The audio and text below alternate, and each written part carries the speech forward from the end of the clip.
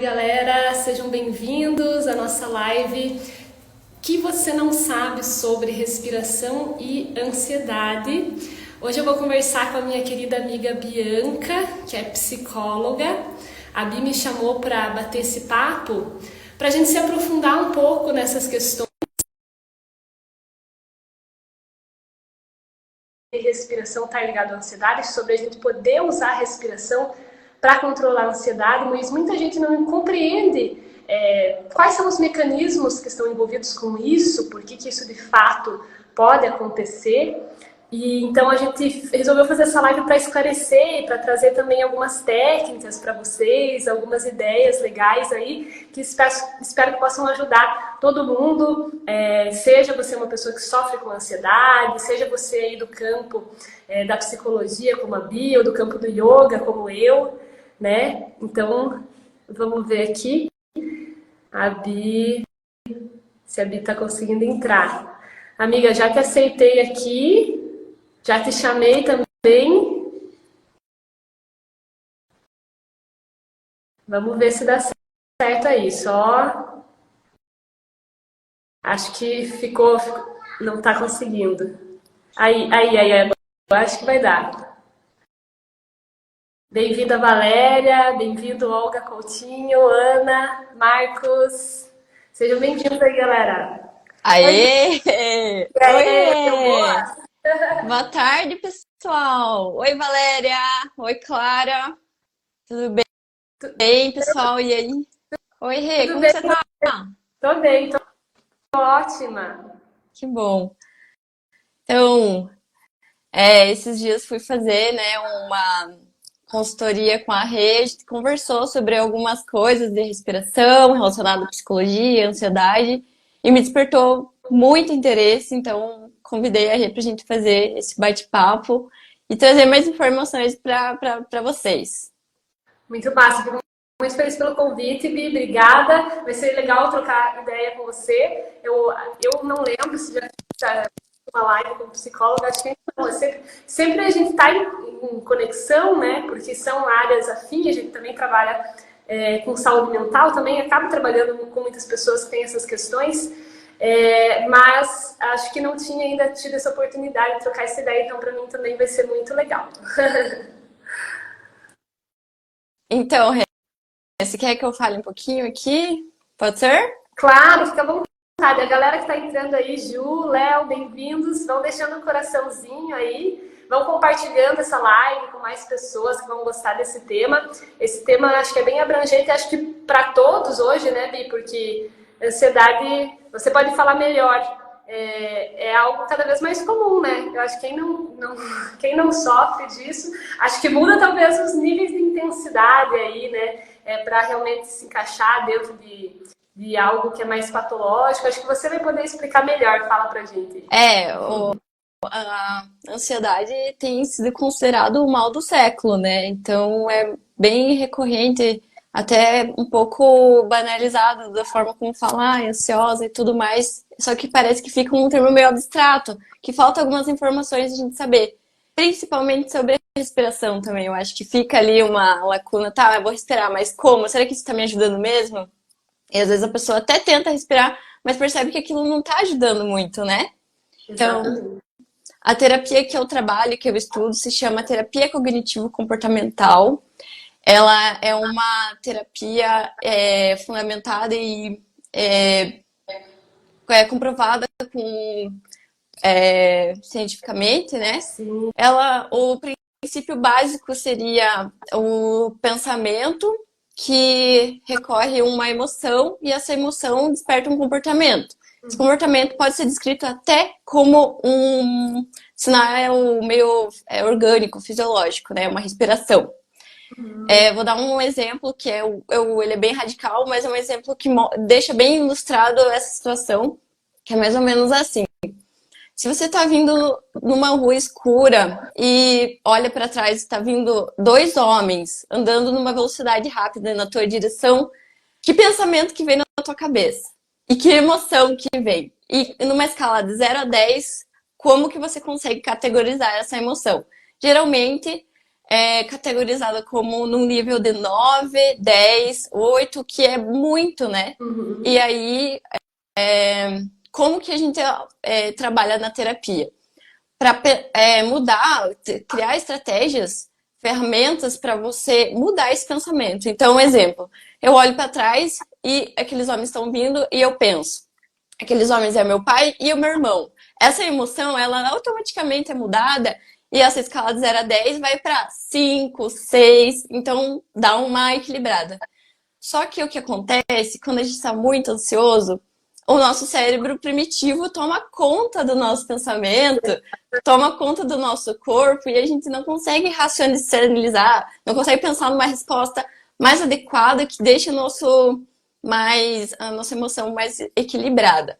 Então, daí a gente vai entrar num assunto sobre isso com a respiração. Rê, vou deixar você falar, mas antes queria falar que eu vou participar do treinamento de respiração com a Renata, porque um tema que eu acredito que seja muito importante e na minha graduação foi passado assim uma coisa muito superficial. Falava-se muito de respiração, mas a gente nunca teve uma aula prática, a gente nunca viu a parte fisiológica disso, e eu acredito que vai agregar demais na minha formação. Ah, que legal, Bia. Eu fico muito feliz que você está no treinamento agora também. Para quem quiser conhecer, né, dá uma olhadinha lá no meu perfil. Eu abri terça-feira as inscrições para esse treinamento, que é um treinamento 100% online, focado justamente no treino da respiração do core. Então a gente aborda várias questões, várias diferentes dimensões e aspectos da respiração, que a gente vai tentar abordar aqui o quanto for possível aqui na live de hoje, né? A gente não tem tanto tempo assim, mas para quem quiser realmente ficar melhor informado, se aprofundar nesse assunto, eu recomendo dar uma olhadinha lá. Então, bom, para quem chegou ali do perfil da Bi, né? Eu sou a Renata Freisleben, eu sou instrutora de yoga, tenho também uma formação bem extensa nessa área da respiração. Eu trabalho com técnicas de breathwork, que são sessões de respiração assim de longa duração, e agora estou fazendo um curso de instrutora avançada da Oxygen Advantage, que é referência, assim, né, uma empresa de muito renome mundial, é lá da Irlanda, que justamente se foca no treino da respiração, principalmente essa recuperação da respiração disfuncional e da respiração focada para performance atlética, porque trabalhar com a respiração assim tem muitos benefícios. E um deles é justamente poder estar atuando nessa questão da ansiedade, que como você falou, né, às vezes acontece ali na situação, vocês estão trabalhando dentro do consultório com essa elaboração, né? Essa elaboração, e aí vão ter estratégias, né, dentro das ferramentas que vocês têm para melhorar essa resposta. Eu acho que isso que você falou é bem legal, porque é justamente o que acontece mais hoje em dia. A resposta parece que não está muito adequada, né? Você vê pessoas que têm um nível de estresse altíssimo, mas se você for pensar qual é o perigo real que está na vida dessas pessoas, não é um perigo real, assim, no sentido de, tipo, um tigre na selva, um leão, uma coisa que é um risco à sua vida. É um perigo que está mais dentro daqui, né, de como você absorve as coisas, como que aquilo te desperta gatilhos aí, enfim. E eu acho que a respiração, justamente por isso, por a gente muitas vezes ativar essa resposta muito mais intensa do que precisaria, a gente, né, ter um nível de estresse muito mais alto, que a respiração ela pode ser um meio importante, complementar, eu diria, né? Complementar para você trabalhar essas questões. Porque com certeza é importante no longo prazo você ter esse acompanhamento, essa elaboração, para você começar a entender os seus comportamentos. Mas, às vezes, ali no curto prazo, no momento, o que você pode dar conta de fazer é tentar reverter essa resposta que o teu corpo está tendo através de uma técnica de respiração. Isso é bem comum, né, Bi? É usado bastante, né? Sim, principalmente questão de crises. É um recurso que é muito utilizado, né? Mas, como eu te disse, que nem na literatura ali, traz muito a respiração diafragmática, né? Só que eu acho que a gente já conversou sobre isso e é uma respiração que talvez não tenha tanto efeito positivo assim, quanto a gente poderia explorar mais coisas sobre a respiração. Na verdade, a respiração diafragmática, ela tem um efeito positivo, só que o problema é que as pessoas não se aprofundam, que nem você falou. Na tua formação, você teve ali talvez uma pincelada, assim, né? E tem um aspecto que é bem importante sobre essa questão da respiração diafragmática. Quando a gente fala da respiração diafragmática, ela é a ideia, né, é você respirar mais profundo. Então, só que o que é respirar profundo? As pessoas geralmente fazem uma confusão com diferentes aspectos. Porque quando você pede para a maior parte das pessoas respirar profundo, elas vão fazer isso aqui, ó. Você vê o peito, você não vê? Você vê o peito subindo aqui, ó.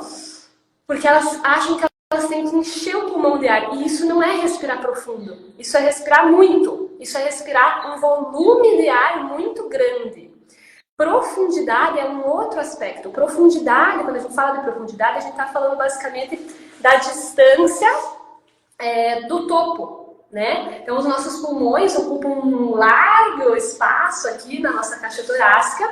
E quando a gente fala de respirar profundo, a gente está querendo falar uma respiração que aconteça mais nessa região aqui, né? Mais na base, aqui onde estão as nossas costelas mais baixas, que é justamente a região do diafragma.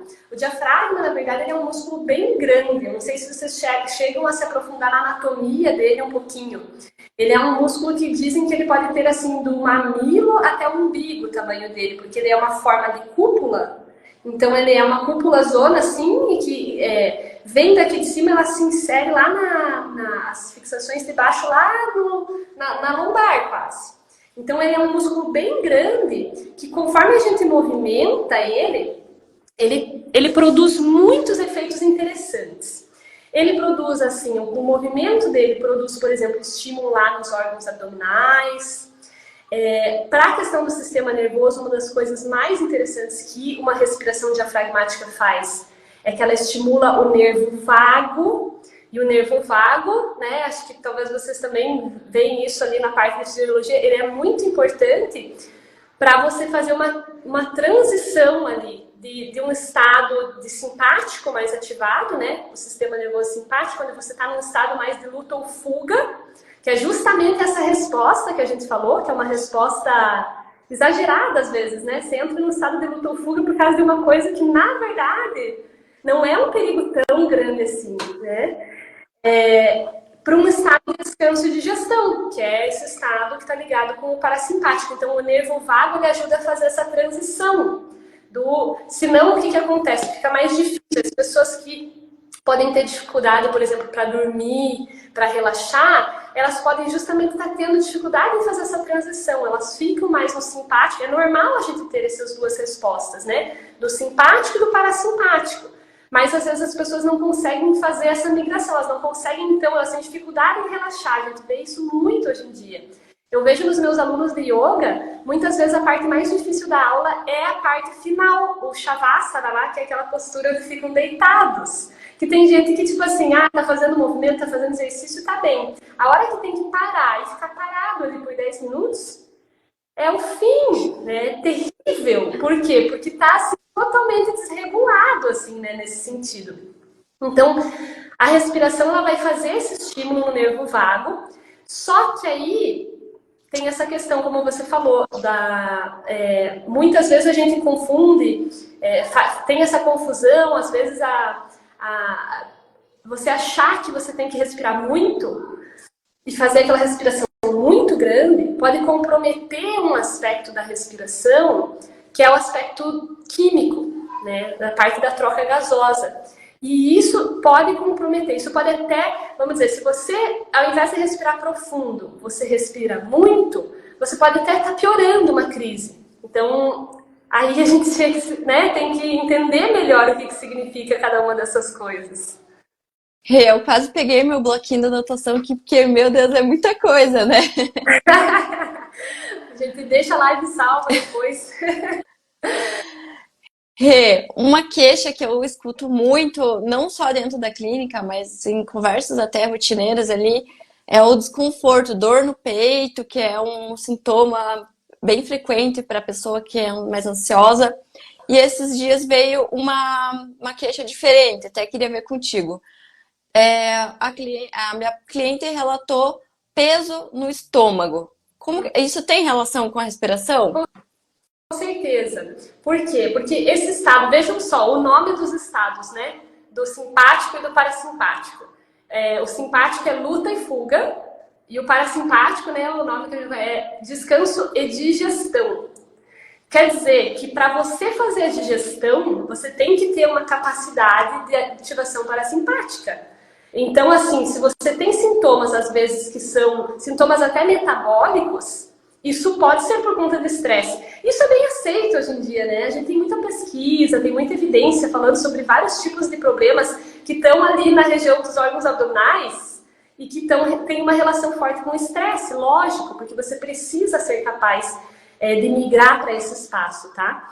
Então, assim, falando dessas respostas, para ficar bem claro, né, para a galera que está ouvindo, quando você tem essa ativação simpática, que é essa, você tem várias respostas fisiológicas que acompanham. O teu corpo, o teu sistema nervoso, que é o que comanda tudo, né?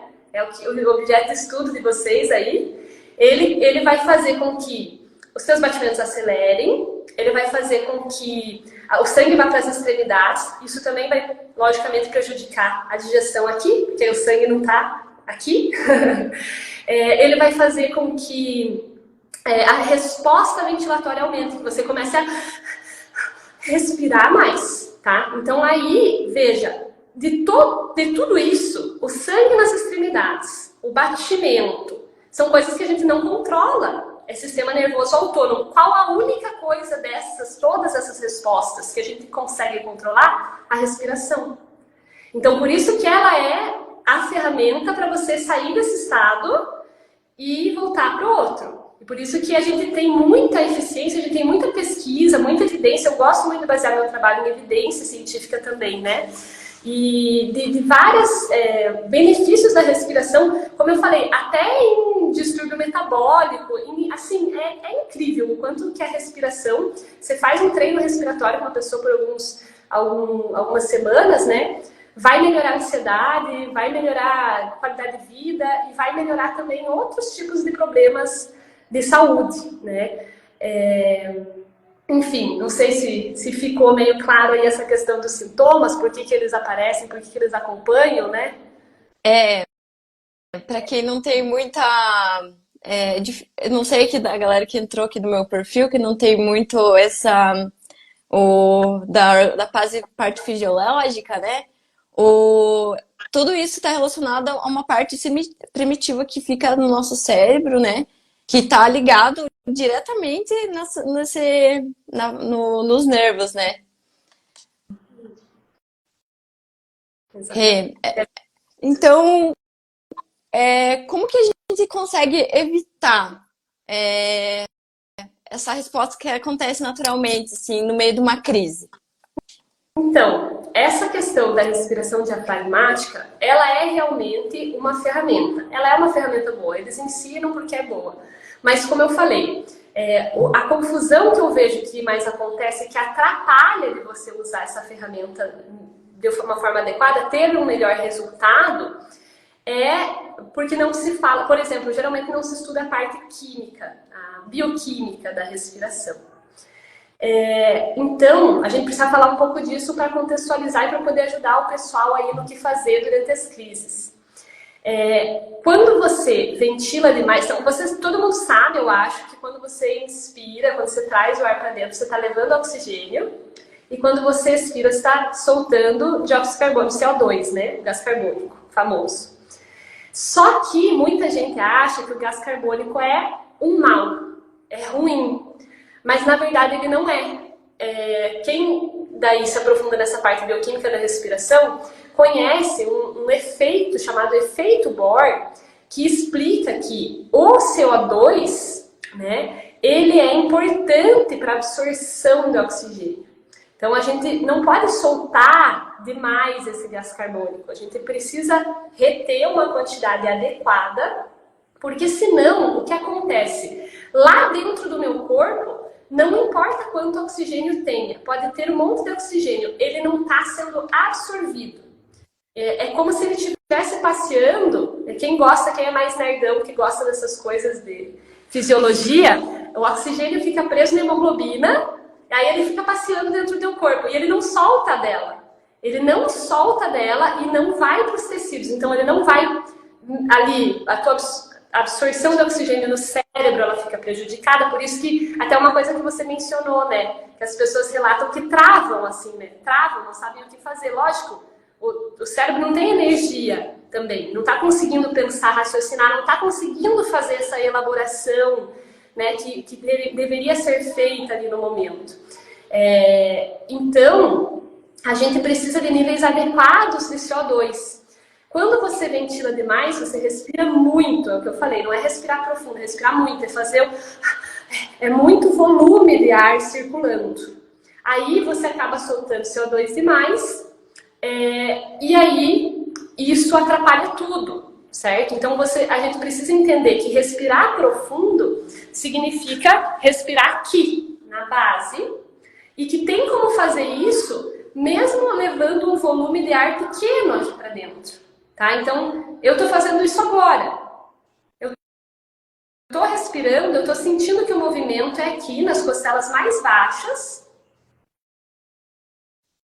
Mas você não está vendo o movimento... Ó, você nem vê movimento aqui, que são esses músculos acessórios aqui, que são usados mais quando você está em luta ou fuga mesmo. Você não vê movimento aqui. O ar, a quantidade, o volume de ar, se eu fosse fazer uma medição lá de litros de ar por minuto, seria bem menor. E como que a gente treina isso, né?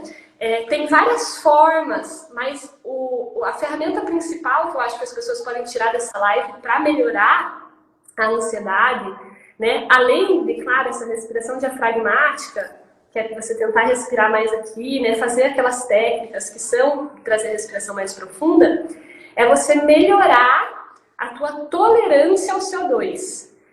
Isso é justamente um treino que você faz, por exemplo. Eu vou dar uma técnica depois, daqui a pouquinho, né?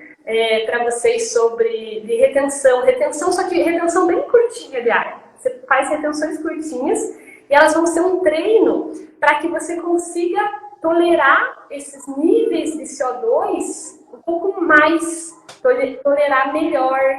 E aí, dessa maneira, quando você tiver uma crise, você não vai ter uma resposta tão forte para fazer aquela... Você vai conseguir se controlar melhor. Ou até mesmo na hora da crise, né? Se você já sabe, já conhece, já fez um treino, já sabe uma técnica ali que funciona, você consegue justamente fazer essa regulação de novo e retomar e diminuir aquele estado. Aí, como eu falei, tudo vai acompanhar. Se você para de fazer a hiperventilação, que é essa ventilação aumentada, que acontece na hora da crise, o batimento vai começar a desacelerar, né? O suor ali, o sangue nas extremidades, tudo vai começar a reverter. Então aí é uma boa maneira, é você treinando a tolerância ao CO2. Não sei, daí se quer que eu explore um pouco mais, que mencione as técnicas, né, mais específicas. Você achou que ficou claro? Eu sei que esse assunto tem muita coisa.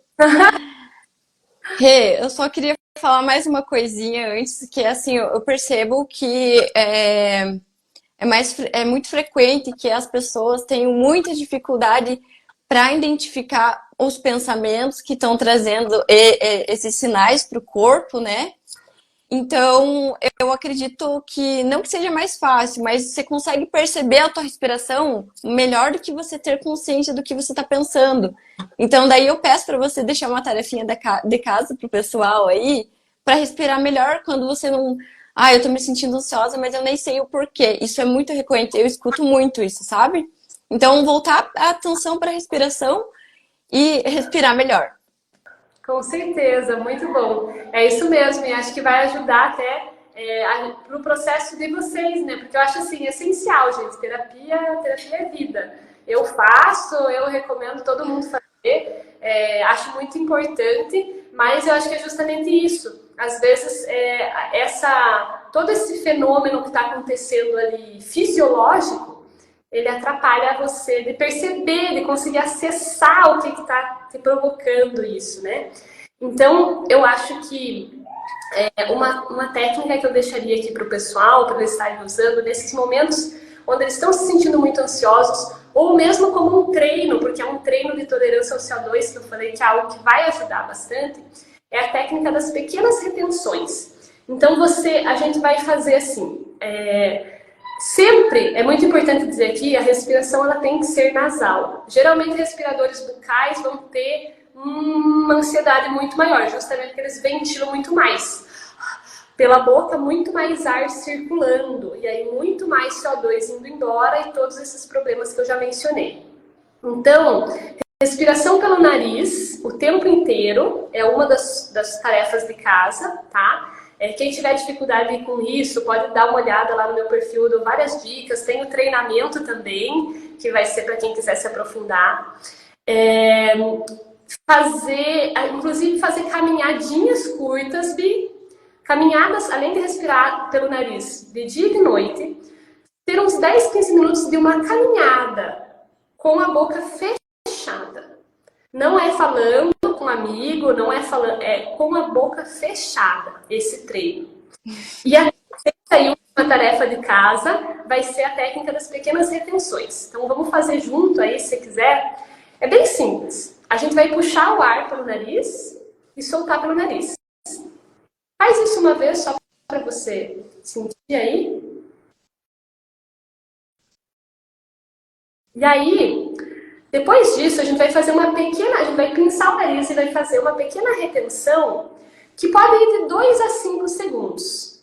Eu acho que 5 é um número tranquilo, a não ser que a pessoa, assim, ela esteja com a respiração muito realmente disfuncional, assim, e isso pode acontecer em casos de crises de pânico frequentes, tá? Então, se a pessoa estiver muito assim, talvez ela use menos do que 5 segundos. Mas senão a gente pode fazer 5 aqui, tá? Inspira, expira pelo nariz, prende, conta 5.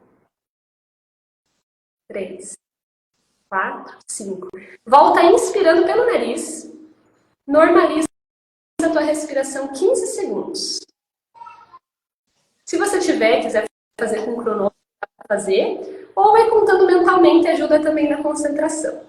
Aí a gente vai repetir isso, e é legal que você repita por 2 a 5 minutos. Eu recomendaria, uma pessoa que está querendo se treinar e melhorar, 10 minutos por dia, tá? Então, ó, já está na hora com certeza. Inspira, expira.